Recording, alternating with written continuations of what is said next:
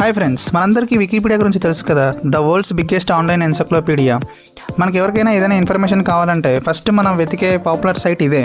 అయితే కొన్ని రోజుల నుంచి గ్రోకీపీడియా అనే నేమ్ అనేది చాలా ట్రెండింగ్లో ఉంది. అసలు ఈ గ్రోకీపీడియా అంటే ఏంటి, వికీపీడియాకి గ్రోకీపీడియాకి డిఫరెన్స్ ఏంటి, ఈ రెండింటిలో ఏది బెటరో ఇప్పుడు చూద్దాం. సింపుల్గా చెప్పాలి అంటే వికీపీడియాలో ఇన్ఫర్మేషన్ అనేది మాన్యువల్గా ఉంటుంది. అంటే మనం ఎప్పుడైనా ఒక టాపిక్ గురించి సెర్చ్ చేసినప్పుడు దాని తాలూకు ఇన్ఫర్మేషన్ అంతా ఒక మాన్యువల్ స్క్రిప్ట్ రూపంలో వస్తూ ఉంటుంది. అలాగే వికీపీడియాలో ఉన్న టాపిక్స్ రిలేటెడ్ ఇన్ఫర్మేషన్ మనకి ఏదైనా తెలిసినప్పుడు దాన్ని మాన్యువల్గా ఎడిట్ చేయొచ్చు, అలాగే రిఫరెన్సెస్ కూడా యాడ్ చేయొచ్చు. అయితే ఈ వికీపీడియాలో మోస్ట్లీ టెక్స్ట్ బేస్డ్ ఫ్యాక్ట్స్ మాత్రమే ఉంటాయి. ఇక గ్రోకీపీడియా విషయానికి వస్తే ఇది ఏఐ పవర్తో రన్ అవుతుంటుంది. అయితే మనందరికీ తెలిసిన విషయం ఏంటంటే ట్విట్టర్లో గ్రాక్ ఏఐ అనేది చాలా ఫేమస్. అయితే ఈ గ్రాకీపీడియా అనేది కూడా సేమ్ మనం అడిగిన క్వశ్చన్స్కి గ్రాక్ ఏఐని యూస్ చేసి ఆన్సర్స్ని జనరేట్ చేస్తూ ఉంటుంది. అయితే ఈ రెండింటికి మెయిన్ డిఫరెన్స్ ఏంటంటే వికీపీడియా అనేది మాన్యువల్ ఇన్ఫర్మేషన్, గ్రోకీపీడియా అనేది ఏఐ ఇంటెలిజెంట్ ఇన్ఫర్మేషన్.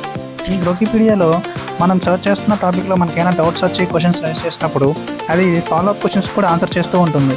అయితే ఫ్యూచర్లో గ్రోకీపీడియా అనేది ఏఐ బేస్డ్ నాలెడ్జ్ హబ్ లాగా హ్యూజ్ రోల్ ప్లే చేయొచ్చు. అంటే మరిన్ని ఇంట్రెస్టింగ్ న్యూస్ తెలుసుకోవాలంటే ఫాలో చేయండి మీ Krishna tech bytes. Thank you, bye, జై హింద్.